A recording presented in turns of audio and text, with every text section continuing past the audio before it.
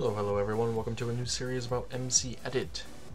This is a tutorial series on using MCEdit. For this first video I will be running down through the UI, the user interface, what you see here, as well as... no, that's about it. I'll kind of demonstrate some of the tools as well, but those are going to be for future episodes. When you first download MCEdit, speaking of which, I am recording 0.1.8 build799, 64-bit. If something gets updated to the point where my video is outdated, I will update the video with the new changes and whatnot. But for now, this should work for all future releases, as far as I'm aware. I can't think of anything major that's going to change anytime soon. Also, when you first run MCEdit, these levels that you see here, the F1 to F5, will not be there.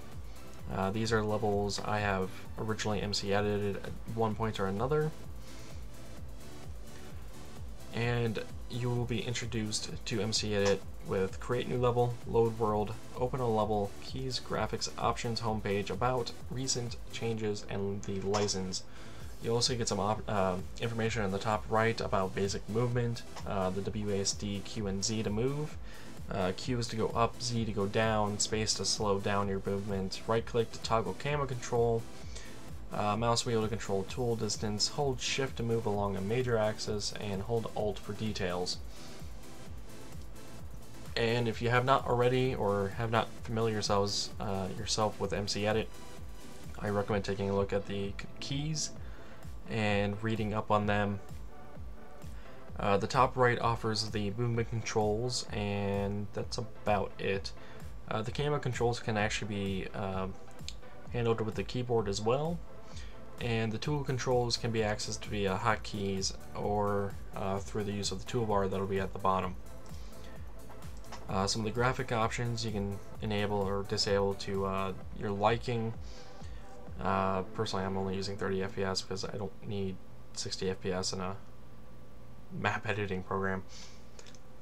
You also get some more tech related information regarding vertex buffer limit, and there's something else in the options as well, the block buffer. Let's see, is there anything here I would want? Rough graphics can be enabled if you're on a weaker or older computer that can't handle MCEdit that well. For the options, we get the low detail height. This essentially implies like a very rough graphics system and can actually help improve your viewing if you are very far out on a high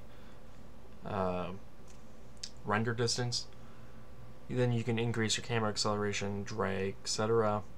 I personally leave all of this at the defaults. I don't think I need anything here to be changed personally. If I was to change anything, it might be the camera acceleration, but that's about it. If you want, you can actually mouse over the option names and it'll give you an idea of what it is, if it has any additional information, if it's not self-explanatory, etc. You can also go to their homepage. You can see what MCEdit's about. If you don't know, you can check the recent changes and read the license. Alright, for this tutorial series I am going to be creating a new world, 10 by 10. These can be default. For the seed I will use 81958658996. I will do this in creative and on a flat land. Keep in mind, since I am on a flat land, the seed actually does not matter, but putting that in there anyway. And I'll have a height of 64 and have it be grass. So let me go ahead and generate this. I'm going to be saving this as MCEdit tutorial world. Then we are introduced into the world. The world is created to expand this infinite world, explore the world in Minecraft, or use a chunk control tool to add or delete chunks. And to begin with, It looks like you are facing south into the player cube. I am holding down the right mouse button. You can actually just press it once and you can toggle the camera view. If you hold it down, you can only use it as long as you have it holding down, and then once you release, you're back into normal movement. WASD I am using to move. With the camera control, you can actually go up and down by looking in the direction and then pressing W and S respectively to go up and down. You can also use Q and Z to go up and down if you don't want to change your camera view. In the top left of the MCEdit window, we get the button called MCEdit. Clicking on that gives you the starting window options. Down below here, you may see some of these buttons overlapping. That is because my resolution is a bit small for MCEdit. Recording this in 720p, which is 1280 by 720, and so these buttons down at the bottom don't show in properly. Next to that, we have view distance. We can turn this down if we wanted to, down to 2, and you can see what happens off in the distance here. That's the fast render, if you will, of theirs, the really rough graphics. Go ahead and turn that back up. Then you get the information for chunks, FPS, memory used for vertexes, and chunks per second. Under the show button, you get entities, items, tile entities, tile ticks, unpopulated chunks, sky, fog, ceiling, hidden ores, and chunk redraw. Entities, items, tile entities, and tile ticks are all information regarding blocks, mobs, etc. that are not static. Items would be, well, dropped items. Tile entities could include chests, furnaces, signs. Let's see what else. That's all the examples I can think of off the top of my head that's familiar with most people. The unpopulated chunks, sky, fog, ceiling are just preference things. You can disable these if you wanted to. This is what the sky is with it off. If I go ahead and go back in here and turn it back on, you can see what happens. The fog, you can see in the bottom layer, this would imitate depth fog. Then you got the ceiling, which is that grid up there. Hidden ores, if you're on a non-flat,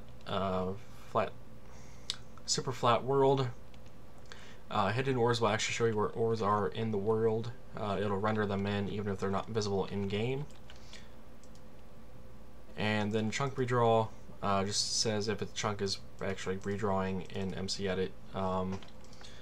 You can also switch between chunk view and camera view. Chunk view gives you this overhead look of it, and you can actually select individual chunks this way.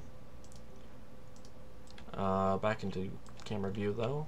If you wanted to do a change but not be able to undo it, you can actually toggle this while editing the world right here in the top right. And then in the top right of the actual window, instead of the top bar there, you get a compass for which way you're facing.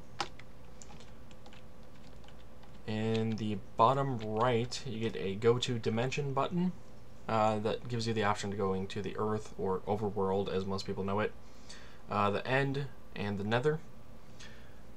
If you had a mod pack with other dimensions in it, chances are they will load in here as well. The only compatibility issue I have found is Galacticraft dimensions for space stations not loading into this simply because they don't follow the proper naming scheme that MCEdit looks for. On the far left here, you get tool options. For example, since I don't have anything selected yet, but if I go to make the selection, I get some various options here. Same goes for the brush, cloning, fill and replace, filter, and filter. Import will give me some options: move player, move spawn point, and chunk control. In the bottom here is actually the toolbar, which does contain those elements I just mentioned. At the very bottom, you'll see a basic set of instructions on using the tool you have selected. Those instructions are very helpful if you are new to MCEdit and don't understand all of these controls at once. Reading those can give you a good idea of what to do with the tool or what it's for, etc.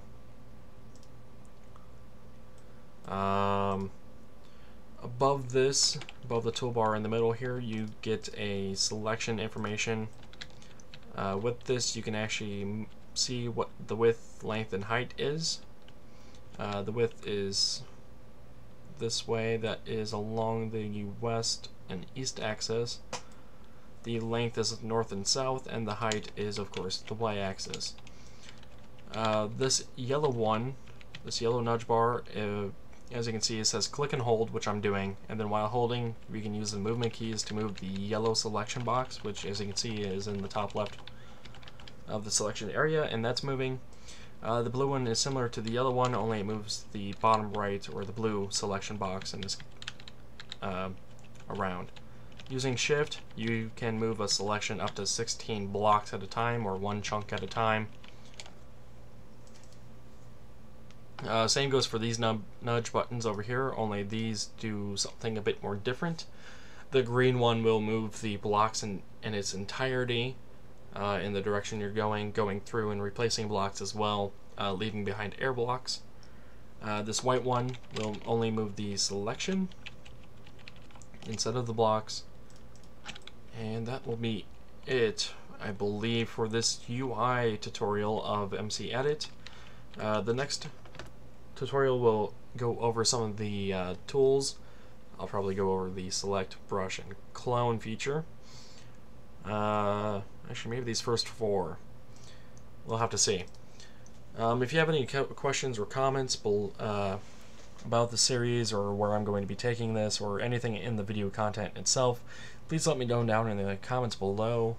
And until next time, take it easy. And yeah, take it easy. See you guys next time.